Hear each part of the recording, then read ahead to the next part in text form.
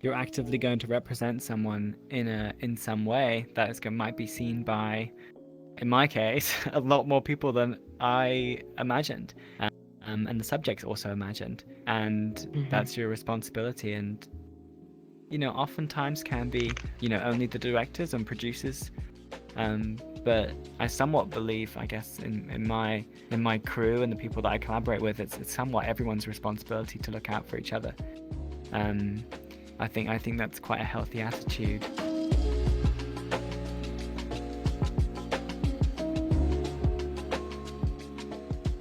So yeah, here we go. We're finally doing this, sitting down, having this conversation. Let's start off with some introductions. My name is Ariel. I'm a VR filmmaker. I've been in this game since October 2021. It's been a wild ride, been an incredible experience. And I'm speaking to Joe Hunting, known to many as Little Poe, the director of the film We Met in Virtual Reality, which premiered at Sundance Film Festival, where it was purchased by HBO for streaming on HBO Max. And since then, you've been on your victory lap, touring the world and going to all these amazing places and screening this film for people. You've had an incredible couple of years. It must have been an incredible experience being able to do all that, and must have felt like just really surreal, like a film you made in VRChat is now being screened all over the world to all these people and everything. It is very surreal. And I'm so grateful to be here. Thank you for Hmm. having me on. I'm excited to be in Absolutely. conversation. Has anybody ever That is a whole interviewed you in story. VR before? I have been interviewed a couple times in VR, Okay. but this is, I feel, my first time really speaking with mutual filmmakers in the Hmm. scene, which is really exciting. For sure, and that's my hope is that we can bring the filmmaking community together a little bit more in the coming months and years and stuff.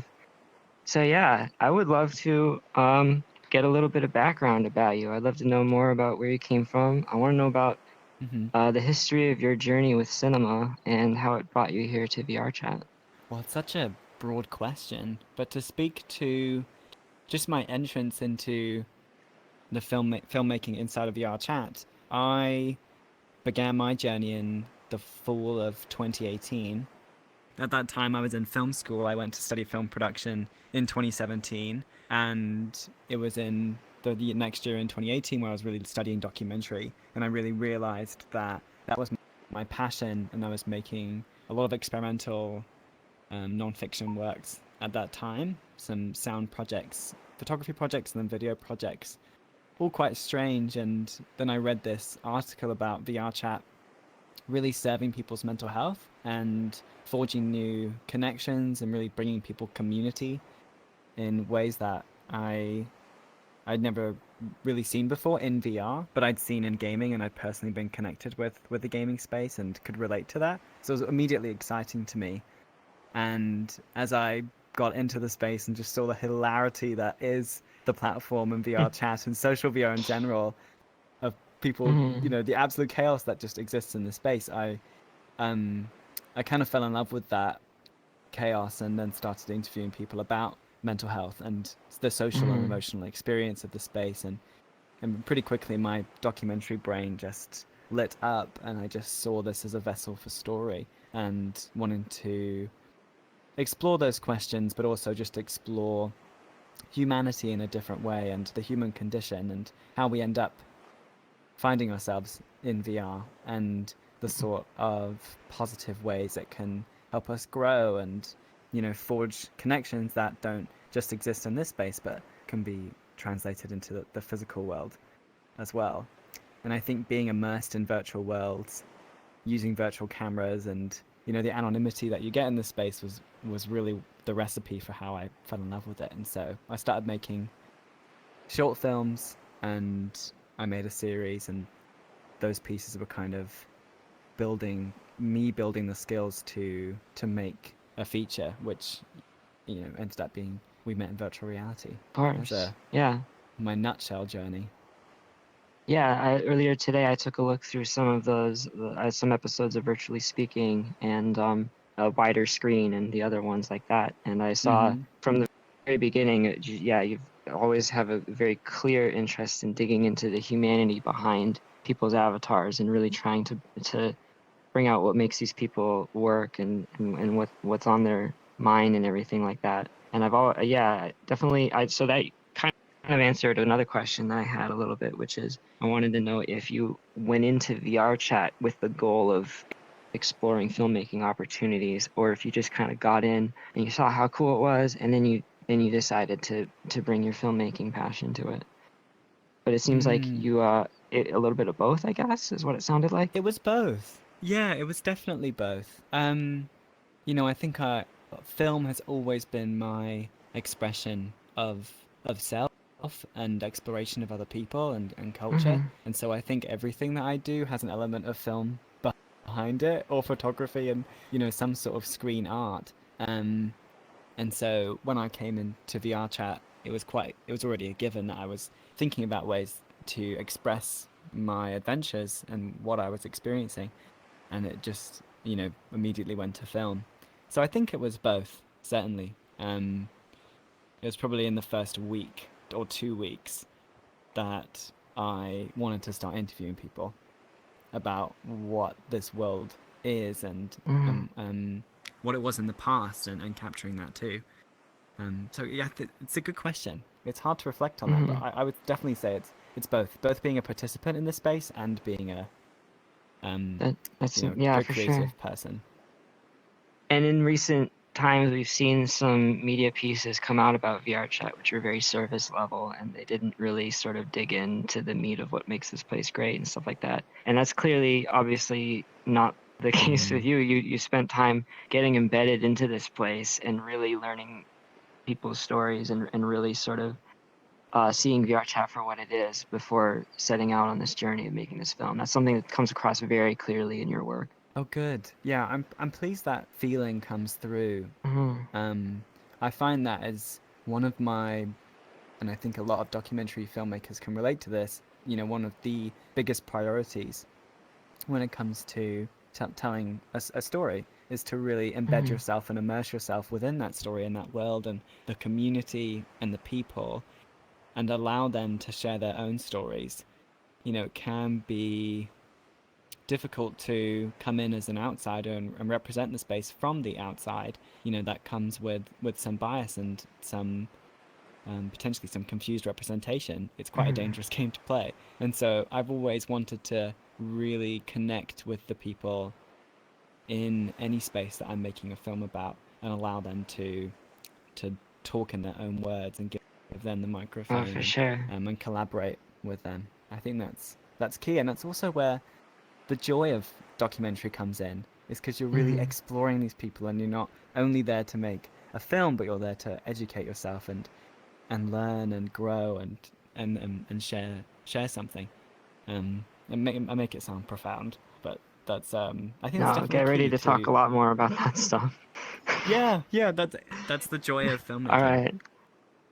Yeah, no, for sure. And so yeah, I definitely have more questions about that. But before that, I just want to get personal for a moment and just basically say that when I Mm. came into VRChat, I did have an expectation at some point that I was going to start using it to make films and tell stories. I came in for other reasons, really, because I needed to get over some social anxiety and stuff. But once that happened, that became one of my goals is making films and making videos and stuff. And I started doing that. And as I started doing that, I began to experience a lot of jealousy and a lot of dissatisfaction. And so what happened was I would see people Mm. making these video pieces on VR and stuff like that, and or just significant video works created in VRChat, and I would get jealous because I'd be like, I wish that was me, or whatever, something like that. I don't like feeling that way, and I have struggled with that in the past, but so eventually I just sat myself down and said I have to get over this. Mm. This is unhealthy. And I watched every one of those films that I had been passing up on. So that included like Thea did a video on the club scene in VRChat. There was a resident advisor documentary on the club scene as well. And then I Yeah. watched your film, We Met in Virtual Reality. And immediately I can tell you I was just completely floored and completely humbled by just how honest and true that movie was, and how really you're able to just search deep into this place to bring out the humanity in it, and bring out something that's real and organic, in ways that I don't even know if I can do. And it became an overwhelming desire for me from that point on to learn from you and to get inside your head and try to understand, the thought process that makes that happen, and how you can connect with your subjects on that kind of deeper level. And, one of the first things I want to talk to you about is your camera, because the way that you operate the camera is such a distinctive part of that film for me. And, what's interesting to me is on your previous work, Spiritually Speaking, and A wider screen. the other works, wider screen, yes, and then the other works that you did. And Club Zodiac. You were on desktop. You were on desktop. Yeah, so exactly. You were literally filming on desktop, and then you started filming in VRC lens and made this film. And it is some of the most magnificent filming I've seen, because it is so deeply honest, and it's like being an observer, or it's like sometimes you hang back from the action and you observe everything that's happening, almost like you're part of the surroundings, but yet at the same time you're unafraid to sort of cross the personal distance, and get into someone's personal space a little bit more when there's an important moment or something that you really need to bring out. And with your camera, you're so patient, and you're so unhurried, and it's like you have this perfect sense of sort of the right distance to be at to connect with someone, and the right sort of movement to bring, greater truth to a scene, or to make it look more like a real moment, a real life thing. Because I mean, I'm of the perspective that VRChat is real life, but you know what I mean. And so I wanted to ask, I guess, a bit about your philosophy when it comes to filming. And I mean, it just starts us off with a random technical question. Did you add weight to the camera when you were filming it? Because it kind of looks like it. I don't know if you had like some setup that you were holding or whatever. Good question. But... Yeah. Well, I'm really overwhelmed. Thank you for all of those words initially. That's so kind, and I'm really grateful that I could inspire you and help you, overcome some of those feelings, and just kind of put yourself in here and out there. And you're an incredible filmmaker yourself, and the filmmakers in this space now are pioneering. The way VRChat has developed since we met in virtual reality, but also more since my first short films, is tremendous, and it's such an exciting time to be getting into filmmaking in this space.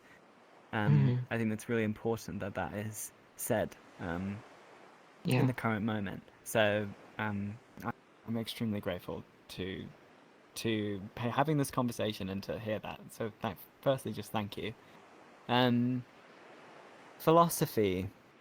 It's so much about patience, and it is also about trusting yourself and trusting the audience as well. In camera, let's start there. Let's take this in chunks. Okay. I think that's a good idea. I didn't have a weight on my controllers or anything. The way I shot We Met in Virtual Reality was just being very patient and wanting to capture moments in a lot of different modes, and kind of positioning my mind in different places depending on the kind of emotional state of the subjects, their stories, and the sort of tone of the moment. For example, there's poetic scenes like Dust Bunny and Toaster's choreographed dance, where the camera is sweeping around them, and we're very much disassociated from a person and a camera presence, and that weight of presence, and we're in this poetic moment that doesn't quite feel real. And then there's moments like Israel Boy's wedding dress try-on, where I really want the audience to feel that weight of presence, and to feel me behind the camera, and to be standing in the room with is your boy as she is seeing her dress for the first time. And that was written in the planning of those scenes. What sort of mode should our audience be for these scenes, and then how can I bring the most emotion out of it? Should we be present, and should we be more poetic or fly on the wall, or actually just talking head, very expositional, getting the knowledge and the information that we need in a more general and relatable way when it comes to documentary. So it's a quick kind of verbal diarrhea about just positioning yourself in different ways to suit the context of the story. But just to speak to the cinematography aspect, my short films, as you said, were shot on desktop, and virtually speaking, this documentary series was the first time I filmed the entire show in headset, in VR with the subjects, and I was using the native VRChat camera at the time, which only had one straight depth and one lens. You couldn't zoom in or out. It was just, like a mobile phone camera. But was revolutionary for me at the time. That was incredible, and being able to stand with my subjects and look over the camera and see them and operate and just feel so present with them was so special. And then when VRC lens came out, that completely transformed my attitude to filmmaking and definitely my philosophy as well. I think the key realization that really led to the success of the cinematography and We Met in VR was I could take all of my cinematic inspirations from physical films and physical documentaries that are shot in the physical world and really apply those techniques to what I was filming here, and use every angle and shot and moment that I enjoyed and really translate that. This camera gave me the ability to do that. Mixing that with a very careful sound direction was really the recipe to how I achieved something cinematic and a really directed and considered film. And I can get into those inspirations and what they were. For sure.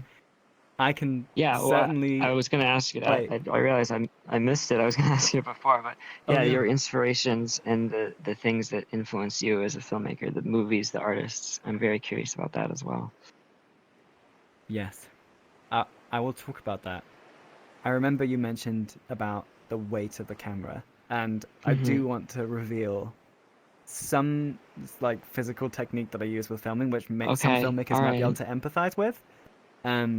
Is I always filmed. I have this watch on my avatar, and I put this watch on there because it's where my overlay sits, and I'm sure many filmmakers in this space can relate to having OBS open somewhere in your overlay, so you can see a clean feed of the image. So I had my kind of messy feed with all the peaking and exposure assists and the lens choices on my VRChat monitor, on the camera monitor, just as you would in live action. And then I had a separate monitor on my left arm, which was a clean feed. And so I'd often film like this with a crossed hand, and this sort of position, resting my right arm on my left arm, I could both see a clean feed, and it also gave me the ability to stay more stable and kind of have that weighted feeling and just kind of relax my arm when I needed to, and then in moments which were more sporadic, kind of let go and have it a little bit more loose. So I'd have this stance throughout filming, and I got very used to that. I kind of trained myself in this way because then I could really see my clean feed. And so you could ask the subjects of the film, whenever they saw me filming, I was usually walking around like some sort of superhero spy, always looking at my watch. So that's something that really supported my... That is very interesting. My just technical direction. Yeah. Thank you for that piece of knowledge. It's very interesting. I'm happy to share it. To speak to my inspirations, and obviously there's so much, it's hard to really dilute it down. So I'll speak specifically to We Met in VR and the kind of inspirations and influences that I had with that film. I think the three pillars, the three films that I come back to, which were the pillars of my inspiration with We Met in VR, was a film called Paris is Burning by Jenny Livingston. which is an kind of Yes. investigation and examination of the voguing scene in New York. That film, the way it represents community and the voices and the stories, it really comes from the community itself, and we investigate it from an observational but also expositional perspective. And I just think it's very intimate.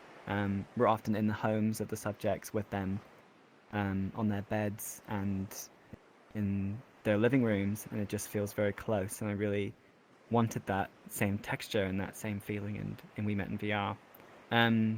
There's actually one film, and the name is escaping me.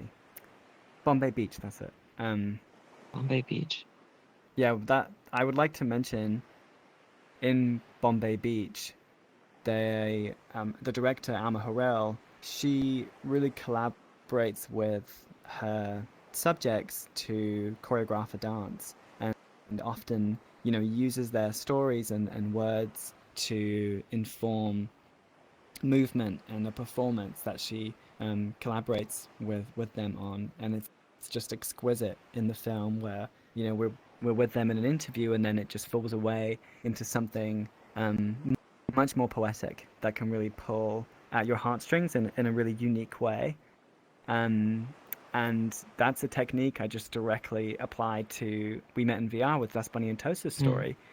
Them both being dancers, I knew that I could use that tool and that they would enjoy it and it would relate to their story. And it was just such a treat to work with them on that dance and feel it and choreograph that scene in the car park where they're reenacting the moment where they first met in the physical world. So Oh, that was really?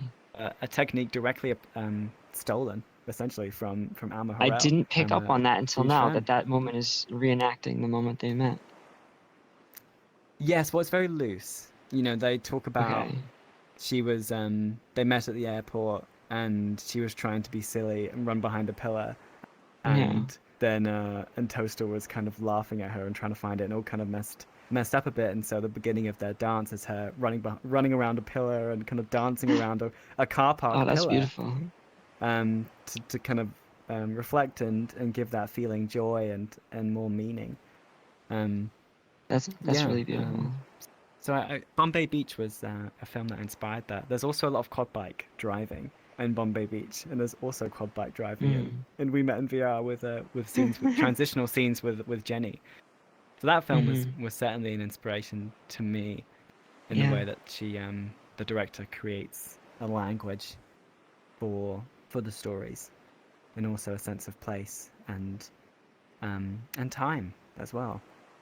A sense of time in VR is a really difficult question and a really difficult thing to convey in film, I think, in this space. So that's kind of a whole other conversation we could dive into. For sure. And there's other films I could talk about.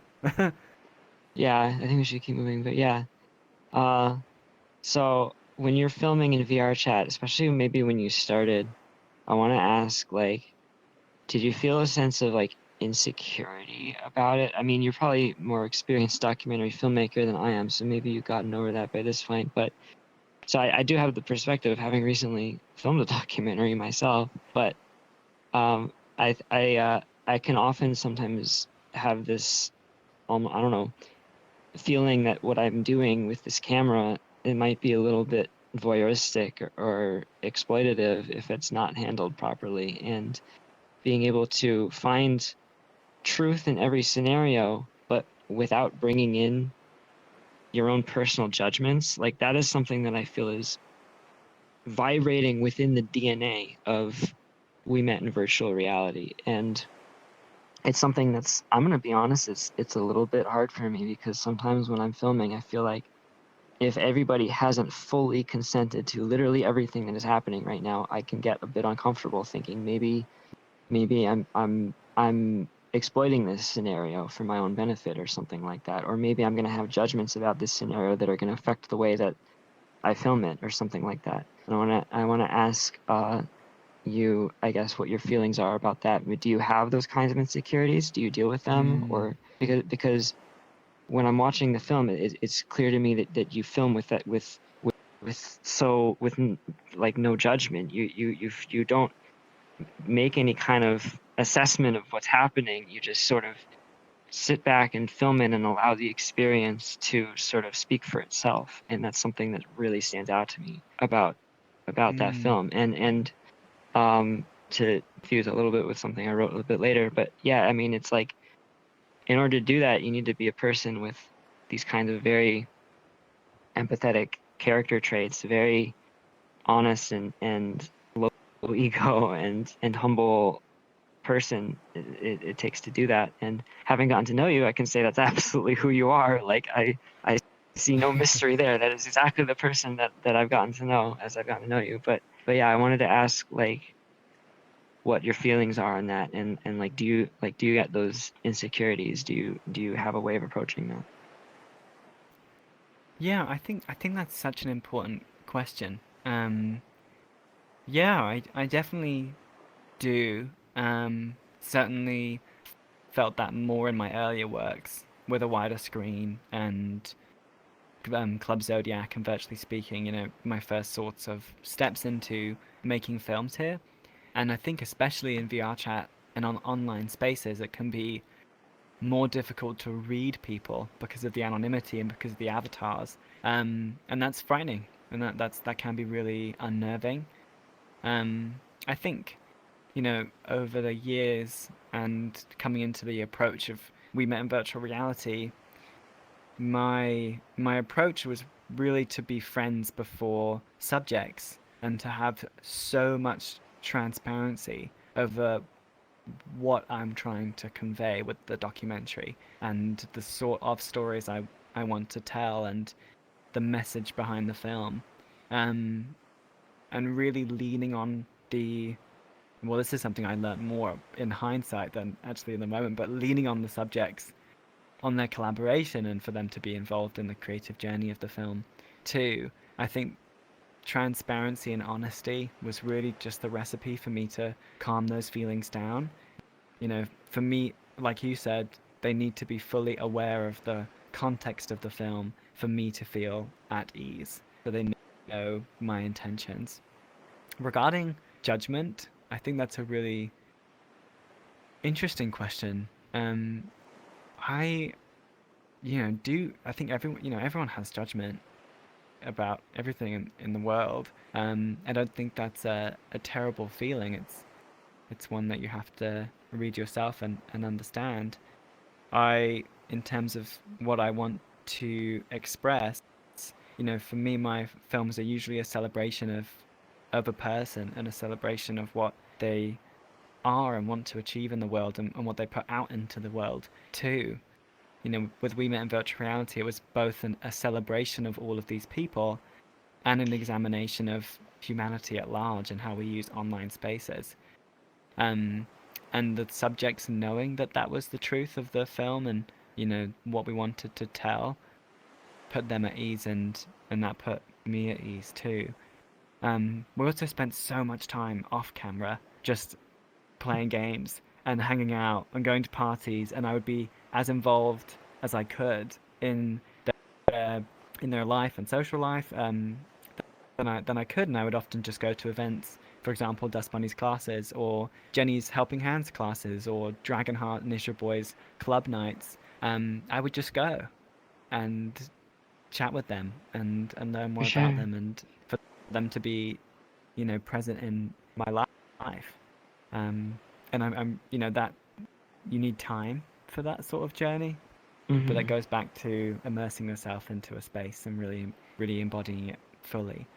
Um, to recap, those feelings I think are really healthy because it means that you care and you care about your subjects and you want them to feel at ease, and you are aware of the representation that you are inflicting upon them with this film, which is really important and really key. And I think the recipe to lowering and calming those feelings is talking to the subjects about their representation and about how they're going to be represented, and what issues might come. I think one step in my journey, which was very major and quite difficult for everyone involved in We Met in VR was the question of the in-person festival tour that we suddenly had the opportunity of taking. So, premiering at Sundance and then going around the world, they would be revealing their physical image and their physical life and a whole other representation that when we first discussed the film was never a question. I was always telling them, you're not going to be physically placed in this work. And that was a really important discussion to have, and I think that was my fearful moment, was wanting to make sure that they still felt celebrated, and then that they were comfortable to take that step if they wanted to. I hope that was helpful. No, yeah, for sure. Just an incredible level of empathy and time that must be required for something like that. I mean, and you probably, I'm assuming you weren't filming all the time. I mean, was there significantly vast amounts of footage that were not used in the film? And because it has that feeling that only the best stuff was really kept for this movie out of a much larger period of filming. That's the feeling I get. I'm not sure how accurate that is, but No, that's and then really I good guess news to me. There is so much really. left on the cutting room floor, so it is high praise to know that you think that it is all the best stuff, because I tried so hard for it to be the best stuff, and I obviously think it is. So how do you Yes, decide what there's to a keep? lot left. Deciding what to keep, I think, the And on biggest. top of that, Oh, go on. not just like how what do you decide to keep, but how do you search for those moments in the first place? How do you search for those moments of raw humanity? And then how do you decide what to keep, you know? Yeah, capturing moments of humanity. I think when working in documentary, there's two approaches I feel with that. There's a construction of a moment, a construction of something. The film is, as I was learning stories and creating narratives with everyone involved in the film, not only for the key subjects in the documentary, but also with fleeting moments in the community meetup and on Poppy Street, in the Japanese community, and everything that encompasses the film. It has a story arc that I've written and really tried to understand and put my whole heart into. And then with that kind of right moments that I felt were necessary for those arcs to occur and for them to be heard and felt. For example, I think the best example I can give, not for constructing a moment, but for capturing a piece of humanity, was Ray's brother passing, which happened in February of 2021. I started filming in September of 2020, so it was relatively quick as I got into production, and that is a moment I could have never have predicted or written. That was a moment that I witnessed, and Ray was so gracious and kind in sharing that moment in his life, alongside Jenny, who put her heart into the translation and being there for Ray and supporting him through that time. There's a part of construction happening in that moment to capture that rawness and that emotion, and in deciding to place Ray in a natural ambience in a world that could really reflect upon his words and give him space, and following on from that, taking him to a lantern world where he can and the audience can pay respect to his brother and have a moment to reflect upon that. There's always a construction behind the truth in documentary, but in my opinion, it's only there to emphasize authenticity. I think I never want to, unless it's a poetic moment, to really stay away from authenticity. I always just want to embrace that and try and lift it in the best way possible. And I think Ray's scene is a good example. of that. So did you also bring them specifically to the world with the lanterns, or was that an idea that came from Ray or Jenny, or was That that something that you did? that was my idea, yeah. But the spontaneity that occurred in that moment, I Mm-hmm. asked Ray to light a lantern for his brother, and that's all. And Ray blessed the lantern with this exquisite prayer that I couldn't understand at the time of filming because I didn't know ASL, and Jenny was not translating because we wanted to be silent for Ray in this moment. We discussed that, and so that was by far the most emotional piece of filming throughout the whole making of We Met in Virtual Reality. Um, Purely because I just really felt the words, but actually didn't know what he was saying. Mm-hmm. But it was clear that it was coming from a very genuine place, and that was completely we didn't discuss that at all. And I Yeah. think that's the magic of documentary, and that is the humanity that was caught. That was the raw truth that we talk about, the ecstatic truth, as Werner Yeah. Herzog Exactly. would say. But that was caught because of construction, because of taking Construction. Ray to that world and giving him a moment. I think part of capturing raw humanity is in the creation of a moment to do so in film sometimes, Mm-hmm. placing your subject somewhere that you feel they can share the most possible and give you as much Absolutely. as they feel comfortable.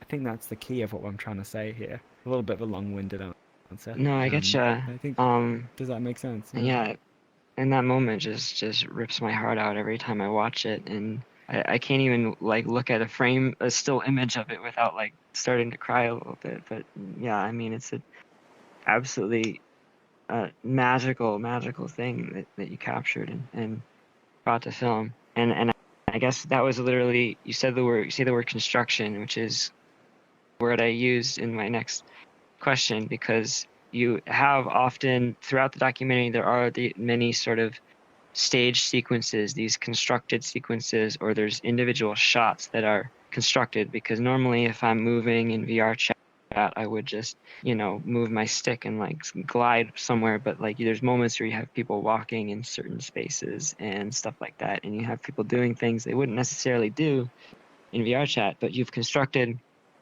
the scenario in order to add depth and authenticity and veracity to it, which, also I'm sure makes it easier for people not familiar with VRChat to comprehend what's happening. But I want to ask you, when do you know to do that, and when do you decide that it's going to add to the story and draw out authenticity rather than take away from it? When do you decide not to add construction to the scene also as well?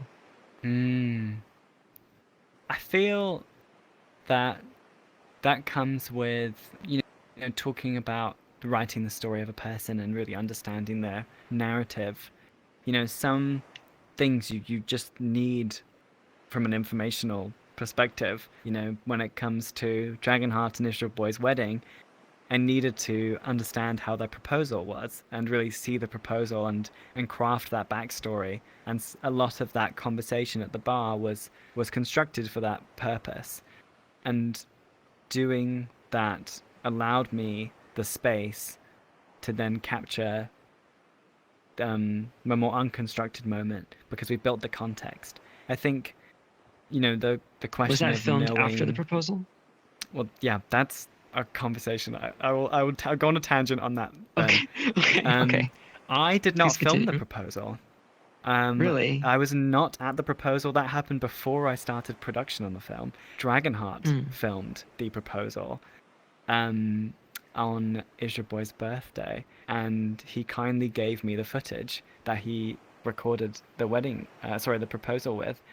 Um, and I was able to kind of craft that into the story with music and allow that to make sense with the visual language of the film. So no, that I don't actually quite remember when it was filmed because I didn't film it. Hmm. But it worked so well Interesting. in the in the edit in the end. I'm very grateful for Dragon as well for sharing that. Just speaking to, I think I always knew I had to construct a moment to get the context to then film the pieces that were more observational. And I think the start of the film we see a lot of talking heads where the interview is just a very standard interview and very relatable for the audience to understand. And then later we really fall away into more observational moments. But they wouldn't work had we not had those more expositional moments. And knowing to go into an observational style, I think is just a taste thing. At that point, I really like to figure out a story on my own as an audience and to be with the people and feel the kind of realism behind it instead of being told everything from an informational perspective. And so those moments were really key, and it's also key to the representation of the space. I wanted people to feel like a user and not a observer, even though it's very observational. But I wanted people to be in it with us, not in it from the outside. But when you go back into those moments, go continue. on. Okay, well, I said even when you go into those moments of just observational and you're not sort of constructing this, I feel that there's still manipulations that you make along the way, little things to sort of bring more life to the scene. I'm assuming, is that correct, or do you like, were you in every scene of the film, were you actively like manipulating and constructing, or is it there more moments that were just 100% this is just genuine and you're just here to watch? I think, yeah, there's definitely moments where I really took a back seat and was not informing anyone about, well, I did inform everyone that I was filming, but I didn't direct, because I wanted to capture that authentic nature. Yeah. But in terms of behind the camera, I think a skill as a documentary filmmaker, but any sort of filmmaker is editing the film as you're shooting it at the same time. And I was often, for example, in the opening scene where we're drifting in the car listening to Lowrider, and it's completely hilarious, and everyone is spinning around and crashing, and it's the kind of opening hilarity.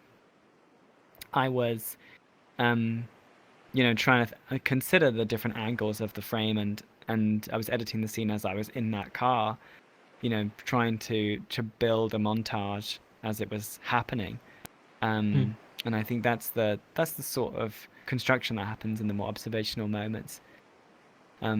Similarly, in the Poppy Street scenes.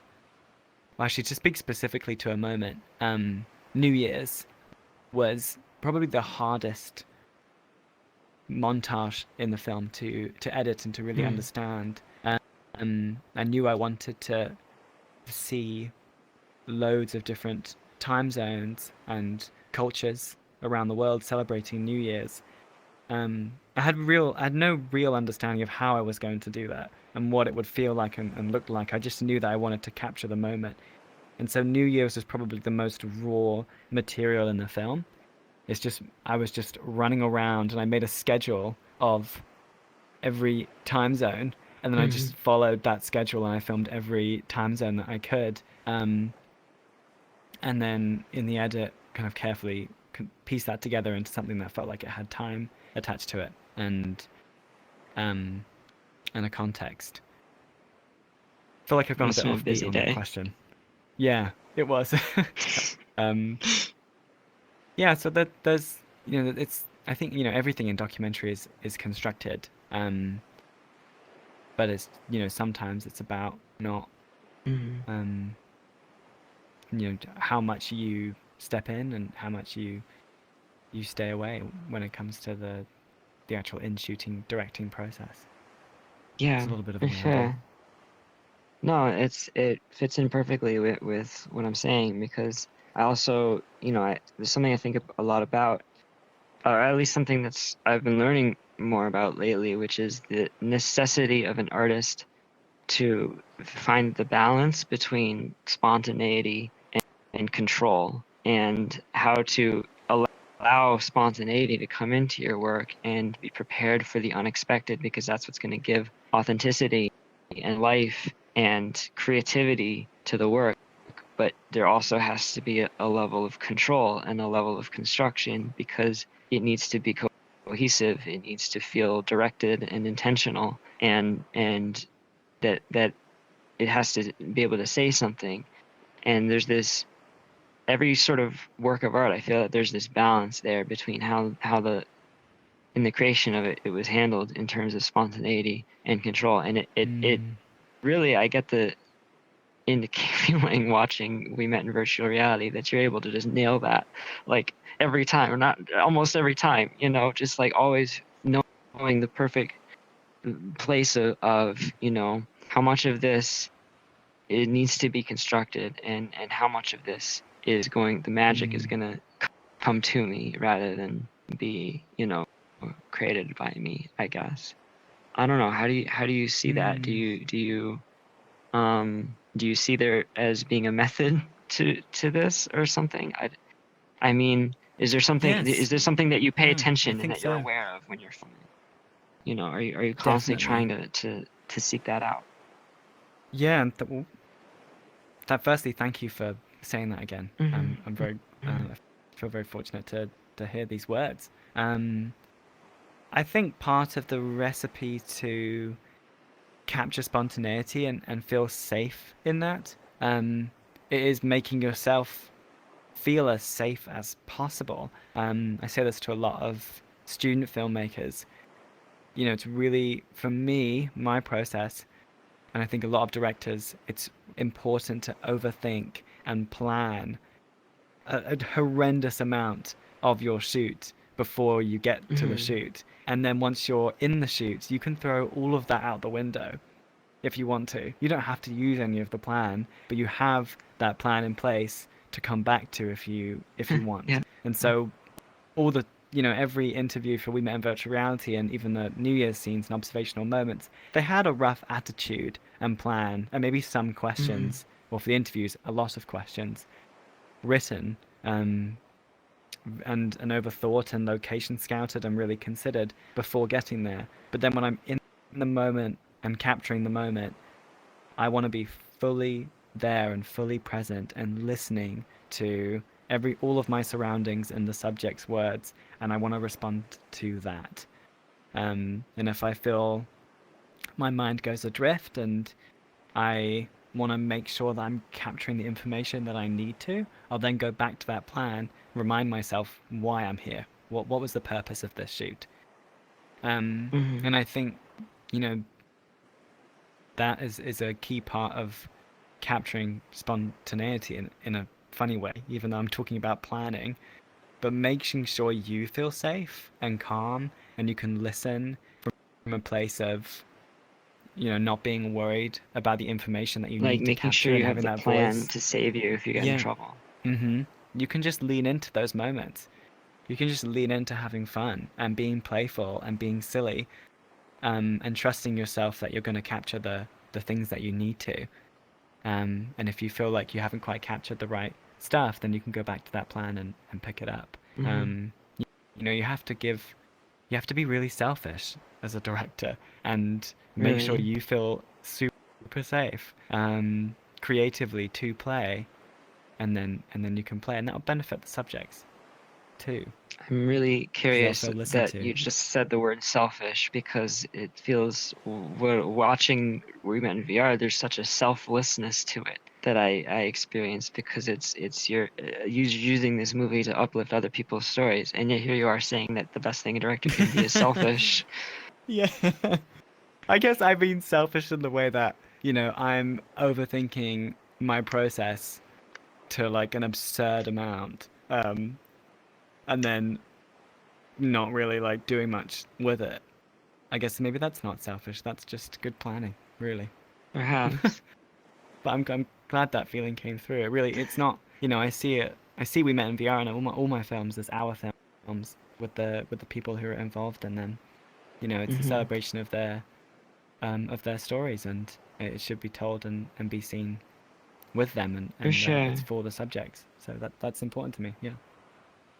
Yeah, and with regards to the like planning versus, spontaneity thing, like, yeah, I mean, there's all kinds of differences in the way people make movies. I mean, there's like Quentin Tarantino, who's like every single thing in the movie is exactly the way it was written in the script, or something like that. And there's a lot of filmmakers Right. like Yeah. that. And then there's other people. I'm fond of the work of Gaspar Noé, who he made a movie by finding a bunch of dancers on the internet, and he brought them to this location, and he wrote like a Is that few pages of climax? summary. So yeah, he wrote a few pages of Yeah. summary for the Yeah. story, but then he just talked to all the dancers, said you can be whoever you want to be. You can name your character. You can do whatever you want to do in the film. If you want to die, if you Mm. want to like get hurt or something like that, that'll happen. And then he just sort of let it happen, and he filmed. And there's a significant level of construction to it, but he just kind of allowed it to happen, allowed the craziness to happen. I'm attracted to Right. both aspects of both ways of filmmaking. I'd say I'm probably more They go attracted to hand the in hand. latter, but Right. yeah. And I guess I have a question. I feel like all this is kind of coming towards, which is how much do you feel a director should bring themselves to their own work, and how much of their work do you think should be drawn from the people around them, the subjects of the work, and how much of that do you think that you in particular do? How much of Mm. yourself do you think you bring to your work versus how much of your subjects? Because I would argue that there is still a large part of yourself there in this work. I Yes. mean, if you think about it, it's a story of Jenny and Dust Bunny and Toaster and It's Your Boy and Dragonheart and Ray and all the others, but it's also your Mm. story because Mm-hmm. knowing what I know about you, this is in many ways the story of how you found your VRChat family and how you bonded with all Mm. these people, and then you went on and continued to have amazing experiences together, met up IRL, you traveled the world together, and it's like, so yeah, I feel that I don't think a director can escape bringing a significant portion of themselves into their work, but I want to know what your thoughts on it. Mm. How much do you think is too much, I guess, and how much is of yourself do Mm. you feel is present in this movie? That's a really good question that no one's ever asked me. Really? And I think that's really important. Yeah. There's so much of myself in all of my work, and especially in We Met in VR. There are very distinct messages that I really wanted to say, and I couldn't really find the words or the expression to. Well, I could find the expression. I couldn't find the words to say it myself, but I could find the expression, and it was through film, and it always has been for me. Is that's my way of expressing feelings, and most of the time I use other people and environments to tell those stories.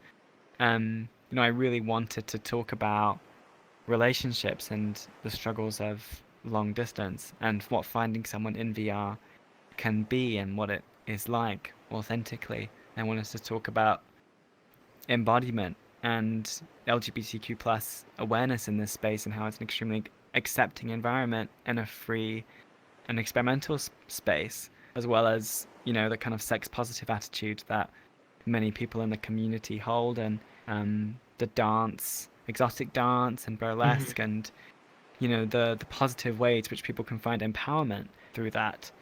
Um, Education with Dust Bunny's classes, and they're all messages that I myself have been really um, benefited by, and I've really grown in this space. Because of a lot of that, they were kind of like boxes I really wanted to tick and put out into the world. Hmm. And I really went with the aim to find stories around those emotional and mental health subjects. And so that was the intention, and I'm really grateful for the voices that served that purpose and told that story. I think everyone in the film is so authentic and so amazing at what they do. My foot is falling off in this moment. I'm putting it back on. And I That's the spontaneity. and This is the spontaneity you're seeing it. That's the Hmm. that's the that's the message I wanted to put out into the world, and there's so much of me in that as well. There's so much of me in that. as well as the subjects and the cast of the film. And I think Mm-hmm. most filmmakers can empathize with that journey. Yeah, the kind of sequel to the film is the release and the journey that we had touring it, and the Uh-huh. family that I received from making the film, and the fact that all of the people involved have become so close to me, um, is somewhat a, a full circle on the message of the film. You know, the film talks about Mm-hmm. relationships and community, and how we can find each other in this space. And then I ended up really forging a family and community with the people in the film, and then going and meeting them Absolutely. in person and traveling around the world, and having a really important relationship that is the truth of the film. And I'm really lucky that I was able to live that and express that in the film tour as well. So it's quite a meta journey in a sense. Mm-hmm. The after. I don't know if you feel that, or if that makes sense. Watching the But movie.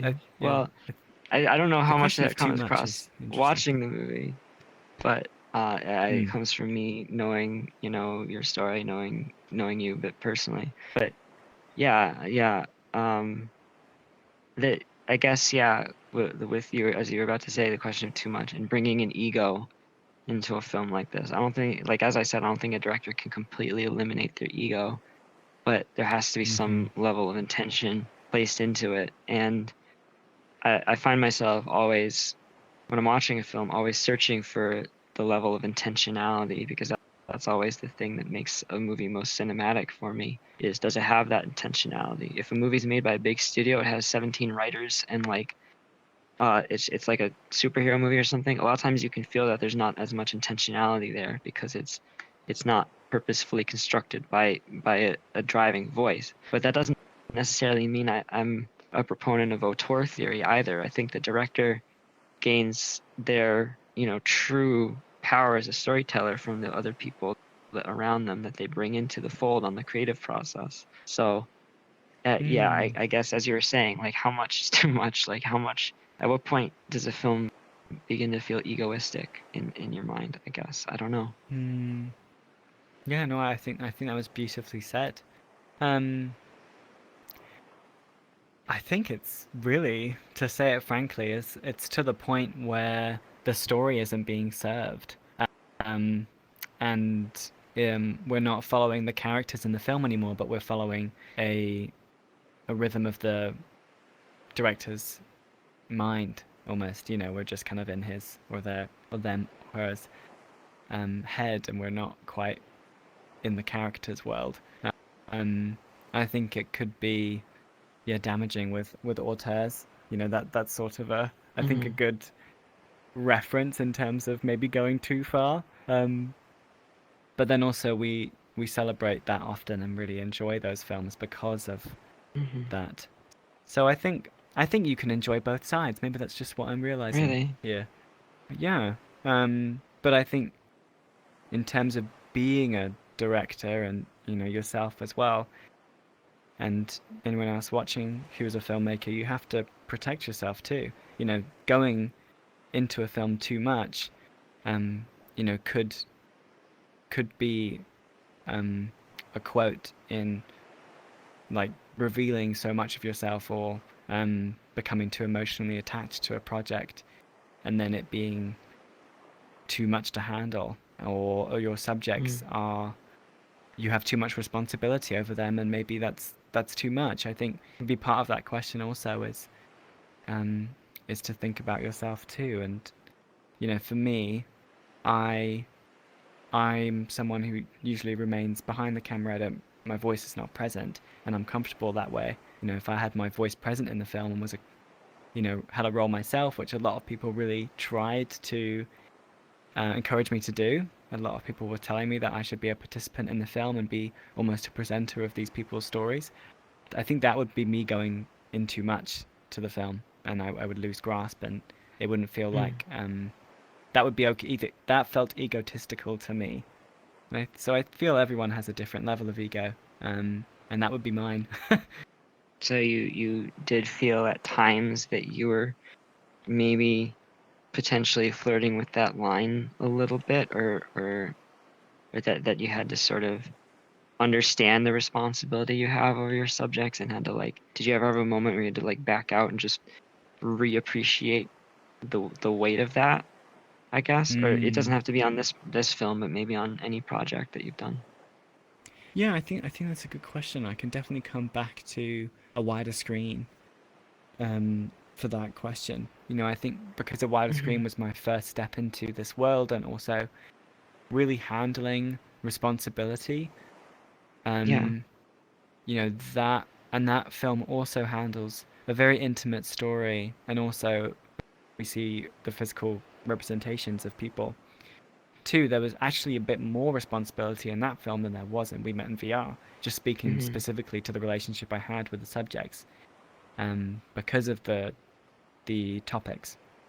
Um, and there was certainly a moment where I really wanted clarity on what the film stood for, and that everyone who was in the film was aware of what was being said and how the film was being constructed. And I certainly had a Yeah. moment where I kind of, before I released the film into the world and started taking it to festivals, sent it to everyone who was involved. And not to say I wasn't going to do that, but I did it earlier than I wanted to, or was Hmm. planning to, and just quickly thought, everyone needs to see this. I don't think I can go any further without them seeing this.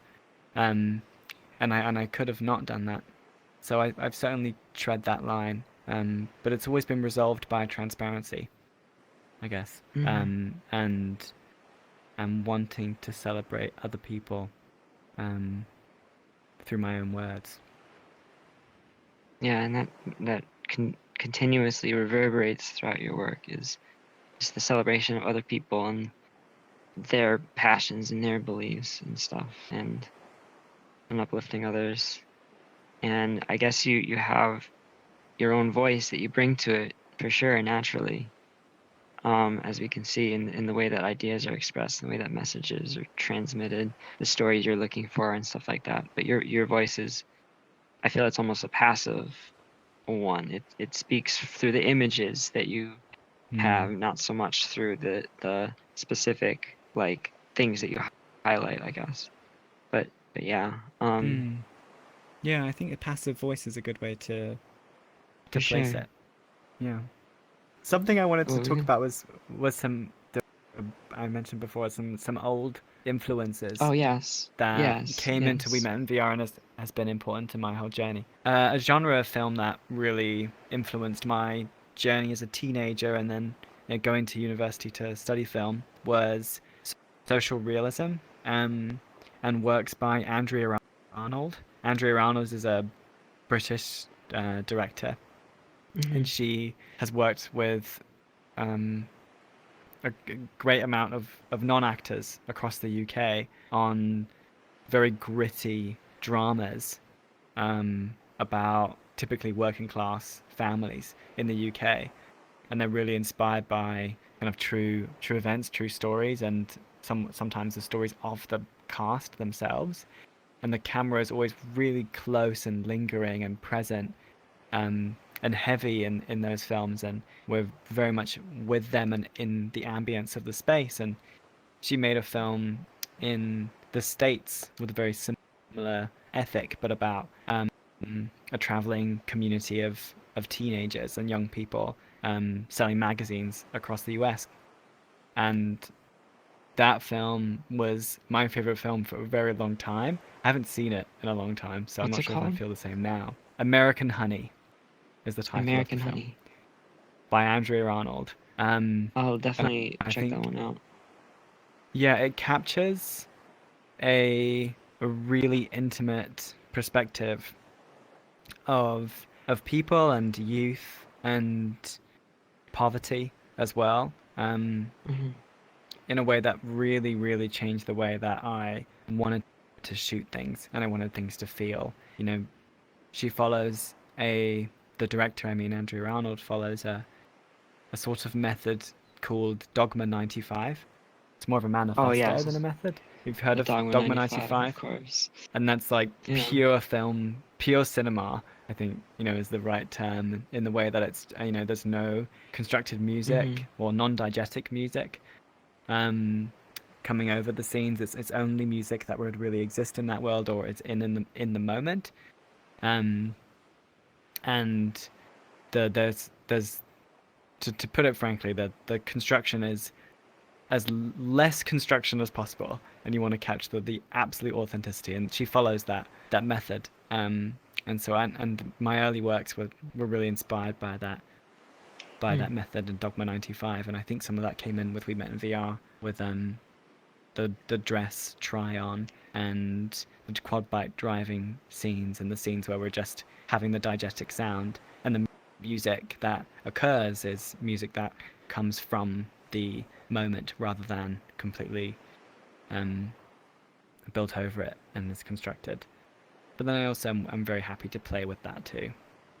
So I just wanted to mention Andrea Arnold because she was a very important part of my Absolutely. my growth as a filmmaker.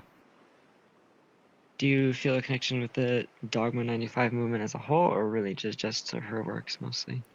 I think, I certainly felt in the past an interest to make films that would have the Dogma certificate.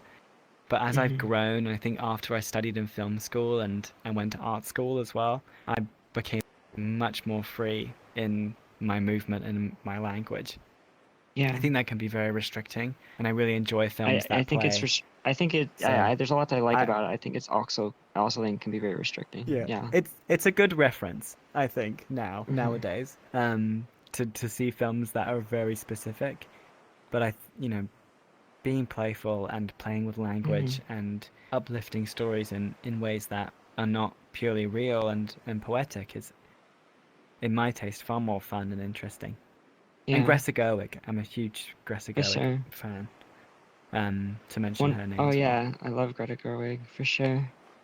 Um, one filmmaker that's really influenced me is Terrence Malick, and so it's not quite the Mm. Dogma 95, but Terrence Malick and his cinematographer Emmanuel Lubezki, they came up with a set of rules about filming and about how they should film things in the most natural way possible, and how they expose the image and how they record, and get the shots that they try to target, the kind of moments they try to capture. They have a set of rules about that, and that's something that I've often paid attention Mm. to. And again, I don't Another follow great it. reference. I don't Yeah. follow it religiously, but yeah, I've studied Terrence Malick a lot, particularly how he's one of those filmmakers that is of the more observational kind in that he does less construction.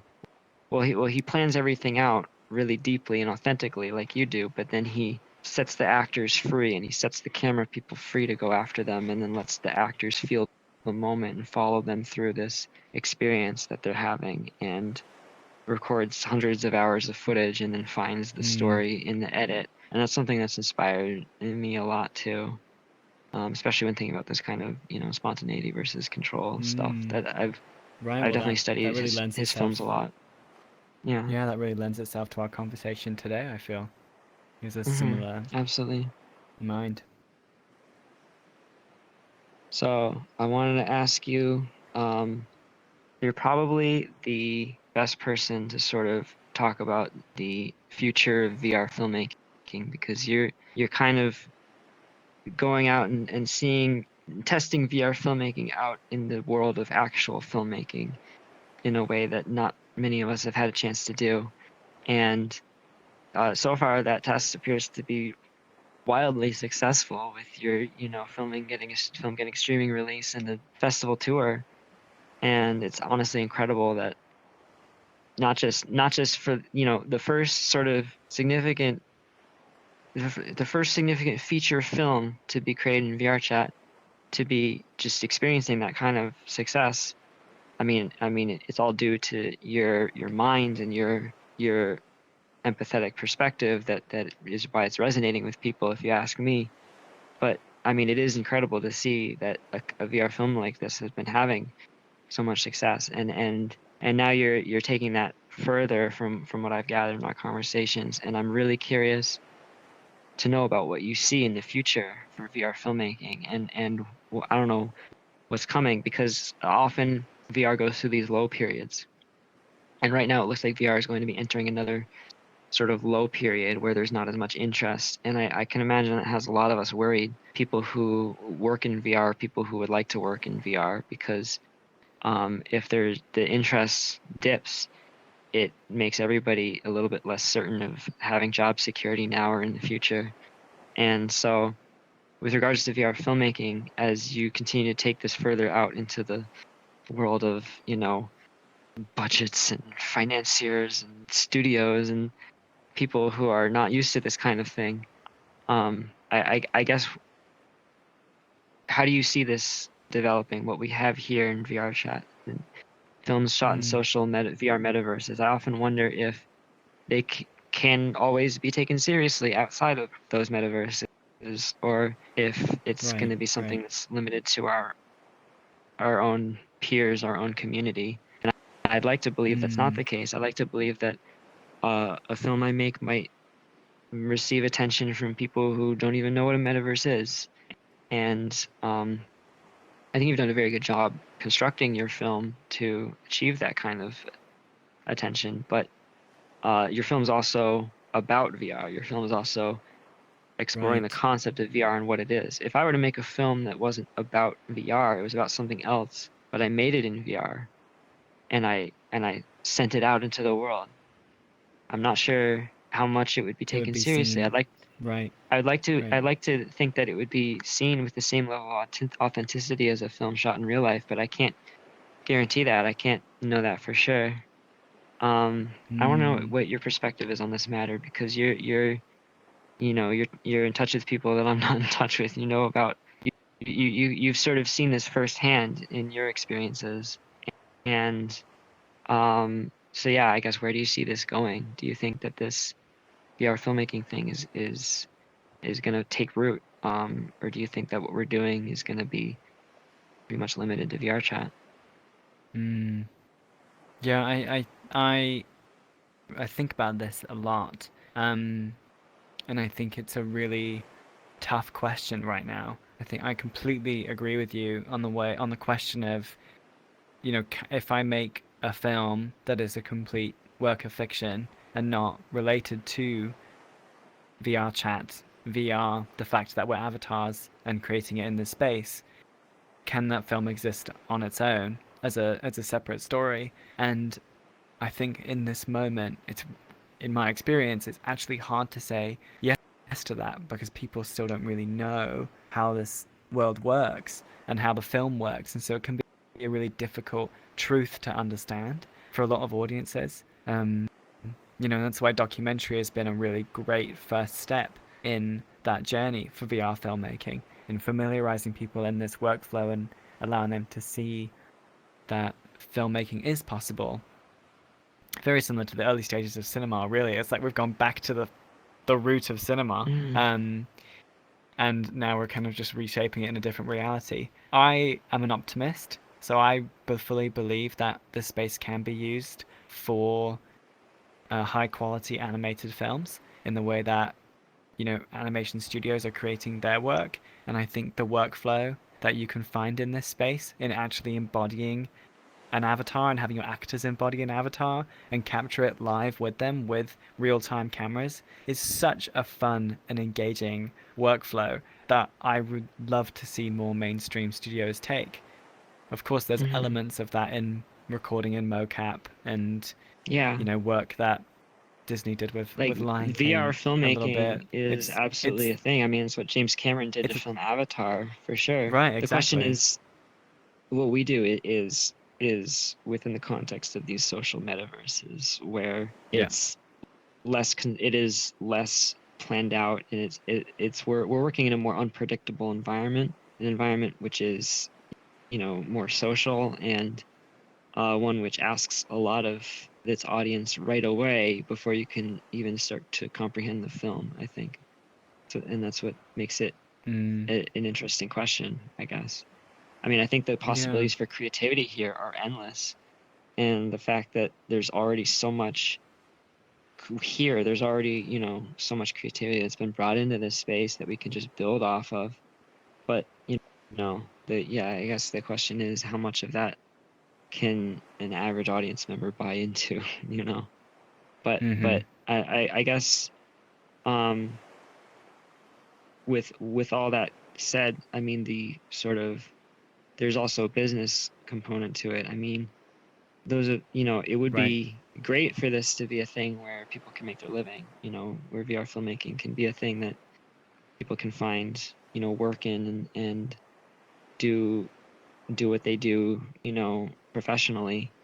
And I know some people here who are so incredibly talented, they could be doing this professionally for sure, but Mm-hmm. there's not so much the attention needed to make that happen yet. And perhaps there will be, perhaps there won't be. I don't know. You probably have your I own perspective on that for sure. I yeah, want to. I believe so. Okay, you believe so? Yeah. I guess I just want to ask those of us who would seek to find careers in VR filmmaking, those of us who do have that as an interest, what do you think we should do? Like, what do you think our focus should be? I don't know if necessarily grabbing that kind of attention is something we can always do at any given moment. I mean, for you, it Mm, worked out quite well. You went to Sundance and were very successful at Sundance. Um, I guess in this situation, there's probably a specific areas that we should be focused on, I guess, as we try to cultivate this space in a mm. way that it can grow. And I'm curious to hear your thoughts on that. Yeah, I I think I feel that it's I feel obviously we can I'm sure you can understand that with We Met in Virtual Reality, because it's a comment on VR and social VR and a Hmm. documentary, that was really the key to its mainstream success, is that it was Yeah. about this space and self-reflexive in that way. Um, this question is much harder and, I think a look deeper into the future and something that I'm really passionate about, which I feel will enable filmmakers in this space to reach higher and to find business, is to create the business in within this world and have Hmm. distribution opportunities within this space. And we're already seeing that, with some events hosting film festivals and the Japanese community hosting Yeah, this the movie Oscars awards like were movie this awards, right? morning. Yeah, They were this this morning. is Yeah. the, I think those are the really important steps that this community Hmm. is taking to create a um, an economy around filmmaking and media and commercials. And I think that's the key to the success of this space, is actually not quite reaching the physical industry is certainly an accomplishment and one thing and something I'm extremely grateful to have reached.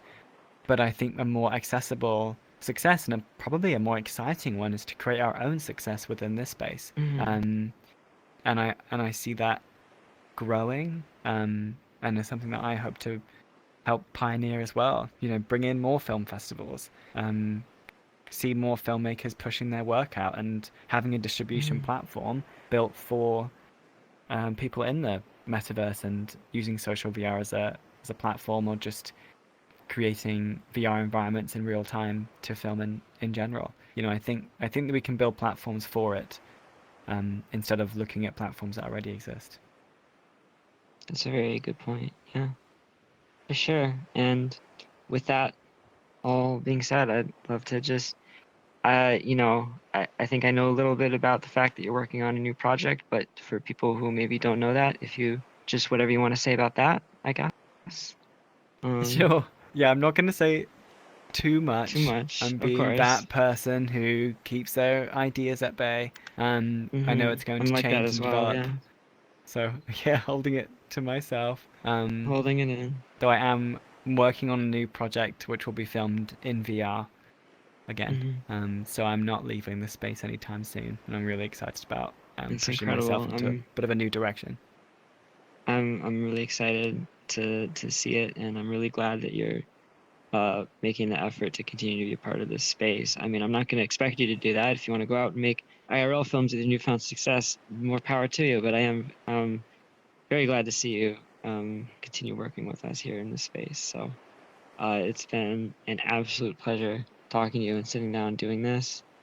Um, and filming this video for people to enjoy. Hopefully this was an interview with you that could be more directed at people that are within VRChat. I know you've spoken to a lot of people connected to the festival scene and stuff like that, but this one I feel is coming from VRChat, and I want to say that I think it's for VRChat as well. And so thank you for agreeing to do this with me. This was a real pleasure. I've been had these questions burning in my head for months. So thank you very much. My pleasure. Well, thank you for having me, Mm-hmm. and thank you to the Absolutely. community who make this space what it is, and people who support the film. Yeah, Absolutely. that's what makes it. That's what makes us here.